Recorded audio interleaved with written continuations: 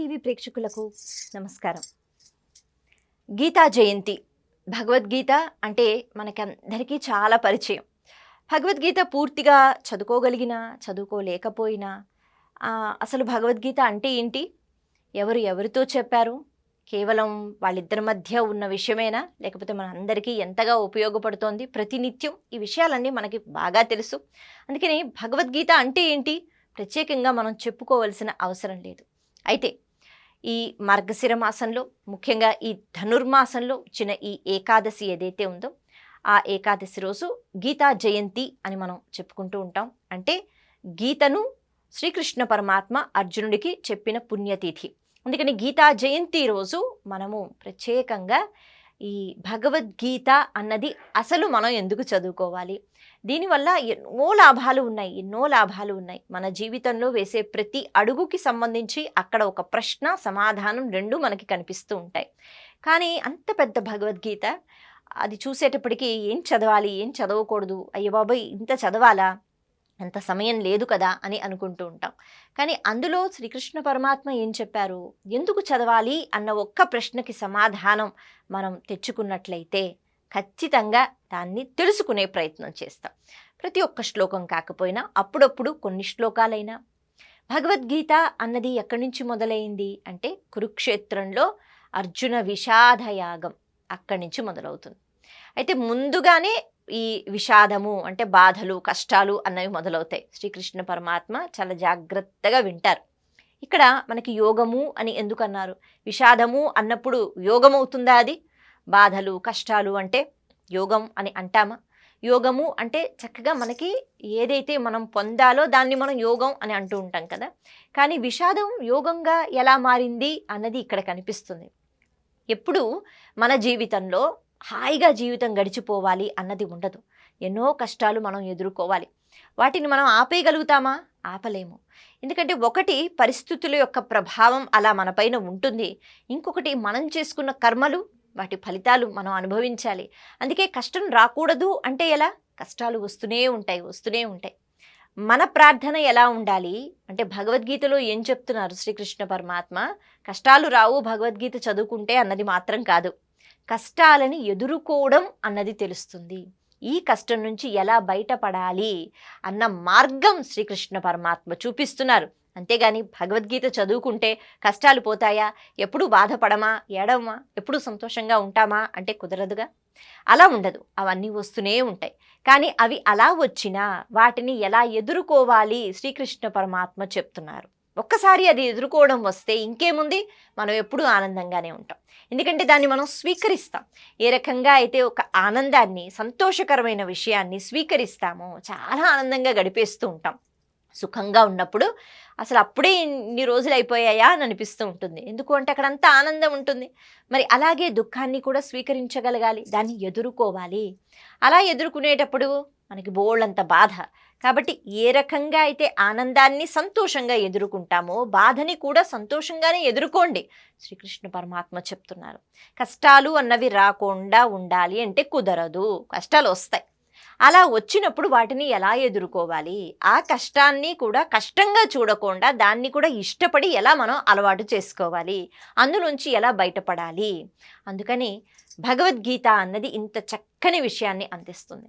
ఆ విషాదము అంటే అక్కడ ఇక్కడ ధర్మము, స్వధర్మము ఏదైతే ఉందో అది, ఆయన క్షత్రియుడు కదా అర్జునుడు, మరి ఆయనకి బలం లేదా? లేదు, చాలా బలం ఉంది. అలాగే ఆయనకి విద్య తక్కువ కాదు, బోళ్ళంత విద్య ఉంది. మరి ఆయన దగ్గర ఆయుధాలు లేవా అంటే బోళ్ళని ఆయుధాలు ఉన్నాయి. యుద్ధం చేయటానికి ఆయన సిద్ధంగా లేరా? ఉన్నారు. ఇవన్నీ ఉన్నా ఒక్కసారి ఆయన ఎప్పుడైతే ఆ కురుక్షేత్ర యుద్ధంలో, యుద్ధం మొదలవ్వక ముందు ఎప్పుడైతే తన గురువుని అలాగే తన తాతగారిని చూశాడో, ఇప్పుడు నా కర్తవ్యం ఏమిటి, వాళ్ళకి నేను మనవణ్ణి, మరి నేను మనవణ్ణి కాబట్టి ఇలా ప్రవర్తించవచ్చా, నాకు విద్య నేర్పించిన గురువుని నేను చంపవచ్చా, అలాగే ఆయన వెనక ఉన్న ఎంతోమంది సైన్యాన్ని, మరి మా తాతగారిని నేను చంపవచ్చా, ఇక్కడ రాగము మమకారము ఇవన్నీ గుర్తుకు వస్తున్నాయి. కానీ కర్తవ్యం ఏదైతే ఉందో అది పక్కకు వెళ్ళిపోయింది.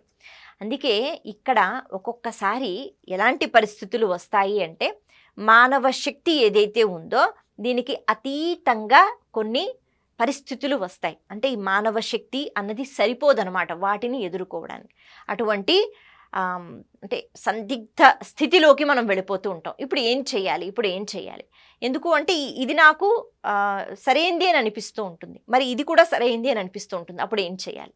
అందుకే శ్రీకృష్ణ పరమాత్మ ఇవన్నీ విన్న తర్వాత ఈ విషాదంలోంచి నీ కర్తవ్యం ఏంటి అన్నది చెప్పి, అసలు నీ ధర్మం ఏమిటి అన్నది గుర్తుకు తెప్పించి, ఆ ధర్మాన్ని ఎప్పుడైతే నువ్వు పాటిస్తావో అప్పుడు నువ్వు ఆనందంగా ఉన్నట్టే.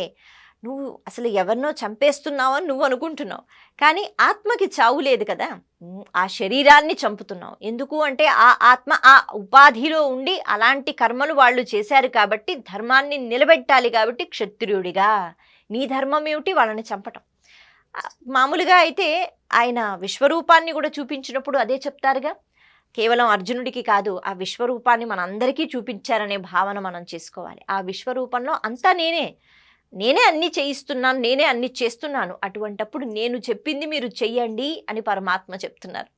ఇక్కడ ఇంకొక ముఖ్యమైన విషయం మనం ఏం నేర్చుకోవాలి భగవద్గీత నుంచి?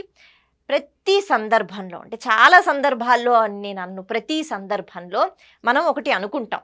నాకు ఈ రకంగా నేను ఈ విద్య చదువుకోవాలనుకుంటున్నాను, నేర్చుకోవాలనుకుంటున్నాను, నేను ఈ రకంగా ఉండాలనుకుంటున్నాను, నేను ఇది సంపాదించాలనుకుంటున్నాను, నా దగ్గర ఇంత ధనం ఉండాలని అనుకుంటున్నాను, ఇన్ని ఇళ్ళు కొనుక్కోవాలనుకుంటున్నాను, నేను ఇలా వెళ్ళాలి, అక్కడ ఉండాలి, ఇలా చెయ్యాలి. మనం అనుకుంటూ ఉంటాం. ఆ తర్వాత భగవంతుడిని సహాయం కోరుకుంటూ ఉంటాం. భగవంతుడా నేను ఇలా అనుకున్నాను, నువ్వు నాకు సహాయం చేయాలి, నువ్వు నాకు ఇవన్నీ ఇప్పించాలి అని మనం కోరుకుంటూ ఉంటాం. భగవద్గీత ఎవరైతే చదువుతారో వాళ్ళు ఈ విషయాన్ని నేర్చుకుంటారు. ఏంటి అంటే, మనం ఏదైతే ఆలోచన చేస్తామో అది భగవంతుడు నడిపించటం కాదు. భగవంతుడు ఏ ఆలోచనతో ఉన్నాడో, భగవంతుడు ఏం చెప్తున్నాడో దాన్ని పాటించే ప్రయత్నం మనం చేయాలి. అప్పుడు మనం అనుకుంటున్న భోగములు ఏవైతే ఉన్నాయో వాటన్నిటికన్నా అతీతంగా ఉన్న భోగములను మనం అనుభవిస్తాము. కానీ మనం ఆలోచన చేస్తాం. ఏ రకంగా అయితే అర్జునుడు తాను అనుకుంటున్నాడు, అయ్యో నేను ఎలా చంపుతాను, ఇది తప్పు, కాబట్టి నేను యుద్ధం చేయను, ఇక నేను చేయను. తన ఆలోచననే తాను వ్యక్తపరుచుకుంటూ ఇది సరైనది అని అనుకుంటున్నాడు. అలా అనుకుంటున్నప్పుడు అంతా సతమతమే. కాబట్టి ఆనందంగా ఉండం.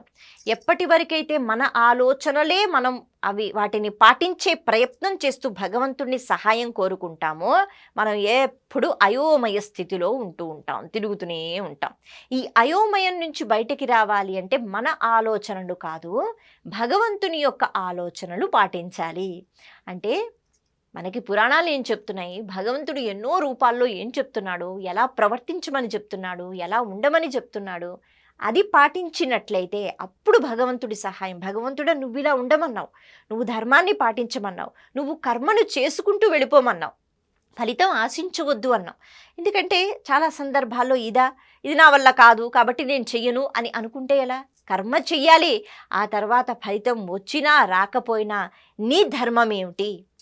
ఒక గురువు ఆ గురుస్థానంలో ఉన్నప్పుడు ఆయన ధర్మం ఏమిటి? ఒక వైద్యుడు ఆ స్థానంలో ఉన్నప్పుడు ఆయన ధర్మం ఏమిటి? ఒక విద్యార్థి ఆయన ధర్మం ఏమిటి? గృహస్థ ఆశ్రమంలో ఉన్నవాళ్ళు వాళ్ళ ధర్మం ఏమిటి? అలాగే ఇంట్లో వంట చేసుకుని అందరినీ చూసుకుంటున్న ఒక గృహిణి తన ధర్మం ఏమిటి? ప్రతి ఒక్కరికి ఈ ధర్మములు అన్నవి ముడిపడి ఉన్నాయి. అవి భగవంతుడు ఎలా చెప్పాలని అనుకున్నాడో వివిధ రూపాలలో, వివిధ పురాణాల్లో, వివిధ కథల రూపాలలో మనకి చెప్తూనే ఉన్నాడు. అవి మనకి నిదర్శనంగా కనిపిస్తున్నాయి. అయినా మనం భగవంతుని యొక్క ఆలోచనలు పాటించకుండా మన ఆలోచనలతోనే ముందుకు వెళ్ళిపోతాము అనుకుంటే ఖచ్చితంగా అయోమయంలో తిరుగుతూ ఉంటాం. ఈ అయోమయం నుంచి బయటికి రావాలి అంటే భగవద్గీత అందుకే చదువుకోవాలి. అక్కడ కృష్ణుడు ఒకటే నేర్పిస్తున్నాడు, దేనికి విషాదము, దేనికి బెంగ, దేనికి బాధ. ఎందుకు ఈ పదం మనం వాడుతున్నాము అంటే ఏది శాశ్వతం కాదు కదా భగవంతుడు చెప్తున్నాడు. భగవంతుడు అంతా విని అప్పుడు చెప్తున్నాడు అర్జునుడితో, అంటే నువ్వు బాధ అని ఏదైతే అనుకుంటున్నావో అది శాశ్వతం కాదు. ఎప్పుడు ఈ కాలంలో అన్నీ అలా వెళ్ళిపోతూ ఉంటాయి. బాగా ఎండగా ఉంటుంది, అది శాశ్వతమా? కాదు, వెళ్ళిపోతుంది ఆ ఎండ అన్నది. ఆ తర్వాత వర్షాలు పడతాయి, అది శాశ్వతమా? కాదు. బాగా చలిగా ఉంటుంది, అది శాశ్వతమా? ఏ రకంగా అయితే ఋతువులు అనేవి వచ్చి వెళ్ళిపోతూ ఉంటాయో అలాగే ఏ పరిస్థితి కూడా, ఏ వస్తువు కూడా ఇది శాశ్వతం కాదు. అన్నిట్లో మార్పులు వస్తూ ఉంటాయి, అవి వెళ్ళిపోతూ ఉంటాయి. అందుకని ఈ మార్పులు ఏవైతే వస్తూ ఉంటాయో వాటిని స్వీకరించగలగాలి, వాటిని ఎదుర్కోవాలి. అవి కష్టంగా అనిపించినా ఎదుర్కోగలగాలి. అప్పుడు ఆ మార్పు అన్నది వచ్చినా మనం ఎదుర్కొంటూ ఎంతోసేపు ఉండదు, అది కూడా వెళ్ళిపోతుంది. ఆ తర్వాత ఖచ్చితంగా ఆనందం కలుగుతుంది. ఇది శాశ్వతం అంటే కదా బాధపడాలి. కానీ ఏది శాశ్వతమో దాని గురించి బాధపడకుండా ఏది అశాశ్వతమో శరీరం గురించి బాధపడకు. మనకి ఎన్నో విషయాలు అందులోనే చెప్తూ ఉంటారు కదా. పూర్తిగా భగవద్గీత చెప్పుకునే సమయం మనకి ఉండదు కాబట్టి ఈ శరీరము, ఆత్మ అన్నది మనం ఏ రకంగా అయితే వస్త్రాలు మారుస్తూ ఉంటామో అలా ఆత్మ శరీరాలని మారుస్తూనే ఉంటుంది. అందుకే ఈ భోగములు ఇవన్నీ కూడా శరీరానికి సంబంధించింది. మరి దేనికి బాధ? ఏదో వస్తుంది, ఆ వచ్చింది ఉండదేమో అనే ఒక భయము, ఆందోళనతో ఎప్పుడు మన జీవితం గడిచిపోతూ ఉంటుంది. ప్రశాంతత అన్నది ఉండదు. ఈరోజు మన దగ్గర ₹1,00,000 అయ్యో ఇవి ఖర్చు అయిపోతాయా, ఇవి వెళ్ళిపోతే ఎలాగా, ఇవి పోతే మళ్ళీ నా జీవితం ఏంటి, మళ్ళీ 1,00,000 ఎలా సంపాదించాలి, దాని చుట్టూ తిరుగుతూ ఉంటాం. కానీ అది అశాశ్వతము, అది అలా ఉండిపోదు. అందుకే ఏది శాశ్వతమో దాని గురించి ఆలోచించండి, ఏది అశాశ్వతమో అది మారుతూనే ఉంటుంది, ఏది అలా ఉండిపోదు. ఆ మార్పుని ఎదుర్కోండి, అది కూడా ధర్మంతో ఎదుర్కొన్నట్లయితే ఖచ్చితంగా మనకి కష్టము అన్నది ఉండదు, బాధపడంగా. చాలా సందర్భాలలో మనం ఉదాహరణలు తీసుకుంటే, ఈరోజు ఒక వస్తువు ఉంది, దాని మీద విపరీతమైన మమకారం ఉంటే అది పోతుందేమో అనే బెంగ ఉంటుంది. విపరీతమైన మమకారం లేకపోయినప్పుడు అది పోయినా ఆనందంగా ఉంటాం, అది ఉన్నా ఆనందంగా ఉంటాం. ఆ ఆనంద స్థాయికి వెళ్ళగలగాలి. అక్కడి వరకు తీసుకెళ్తుంది భగవద్గీత. అందుకే భగవంతుడు ఈ భగవద్గీతలో సాక్షాత్తు శ్రీకృష్ణ పరమాత్మ భగవంతుడు స్వయంగా చెప్పిన విషయాలు. ప్రతి ఒక్కరూ కర్మ అన్నది చెయ్యాలి. అయితే ఇక్కడ కూడా ఆ కర్మల్లో కూడా చక్కగా చాలా విషయాలు చెప్పారు. సరే, మనకి అవతల వాళ్ళకి మనం ఏవైనా మంచి కర్మలు చేసినప్పుడు మనకి ఏదో లాభం వస్తుంది అనేటట్టుగా ఆ ఫలితాన్ని ఆశించి చెయ్యొద్దు అని అన్నారు. నేను వీళ్ళకి సహాయం చేస్తే వాళ్ళు మళ్ళీ తిరిగి ఎప్పుడో అప్పుడు సహాయం చేస్తారు కదా, అందుకని ఇప్పుడు నేను చేస్తాను అంటే అది కాదు. కాబట్టి ఒక మనసులో ఒక కోరికతో, కామ్యక కర్మ అని అంటారు కదా, ఇది పనికి రాదు. ఏదో ఒక కోరికతో కర్మ చెయ్యకండి, కర్మ చెయ్యాలి, అది నీ ధర్మం ఏదో అది నువ్వు చేసుకుంటూ వెళ్ళిపోతే గనక ఖచ్చితంగా ఆనందం వస్తుంది, కష్టాలను ఎదుర్కొంటావు అని శ్రీకృష్ణ పరమాత్మ. ఇప్పుడు నువ్వు క్షత్రియుడిగా నీ ధర్మం ఏమిటి, ఏం చెయ్యాలి, ఆ ధర్మాన్ని అంతం చెయ్యాలి, అధర్మ పక్షంలో ఎవరైతే ఉన్నారో వాళ్ళని అంతం చెయ్యాలి. అందుకని నీ కర్తవ్యం గురించి, నీ ధర్మం గురించి మాత్రమే ఆలోచించు. చాలా సందర్భాలలో మన జీవితంలో అటు వెళదామా ఇటు వెళదామా, ఇది చెయ్యొచ్చా చెయ్యకూడదా అని ఆలోచన వచ్చినప్పుడు ఏది ధర్మమో అదే చేస్తే అందులో బోళ్ళని కష్టాలు రావచ్చు. కానీ అలా కష్టాలు వచ్చినా మన ధర్మాన్ని తప్పకుండా ఎప్పుడైతే మనం ఉంటామో పరమాత్మ మన తోడు ఉంటారు, మన పక్కనే ఉంటూ మనల్ని నడిపిస్తూ ఉంటారు. అందుకే భగవద్గీతను మనము చదువుకోవాలి. అలా చదువుకున్నట్లయితే ఏ మార్పు అయితే మన జీవితంలో వస్తోందో, ఎందుకంటే షడ్వికారాలకు పోతూ ఉంటుందిగా శరీరము. అంటే పుట్టటము, పెరగటము, మార్పు చెందటము, మళ్ళీ క్షీణించిపోవటము, శోషించిపోవటము, మళ్ళీ చనిపోవటం, ఇవన్నీ జరుగుతూనే ఉంటాయి. దేన్ని మనం ఆపలేం, మార్పుని ఆపలేము, కానీ ఆ మార్పుని ఎదుర్కోగలము. ఆ ఎదుర్కోవడం ఎలా అంటే ప్రతి ఒక్క మార్పులోనూ నువ్వు ధర్మాన్ని విడిచిపెట్టకు, నువ్వు కర్మ చేసుకుంటూ వెళ్ళు అని శ్రీకృష్ణ పరమాత్మ ఏదైతే చెప్పారో దీన్ని ముఖ్యంగా మనం గుర్తుపెట్టుకుంటూ అలా జీవితంలో అడుగులు ముందుకు వేస్తూ ఉంటే ఖచ్చితంగా ఆనందాన్ని పొందగలుగుతాము. ఇది భగవద్గీతలో ఇది మాత్రమే అని కాదు, ఎన్నో విషయాలు ఇలా మనం ఎప్పుడైతే చాలా అంటే ఆలోచనలో పడుతూ ఉంటామో, మనం ఎప్పుడు ఆందోళనతో ఉంటామో, ప్రశాంతత అన్నది లోపిస్తూ ఉంటుందో, ఈ స్థితుల నుంచి బయటికి రండి.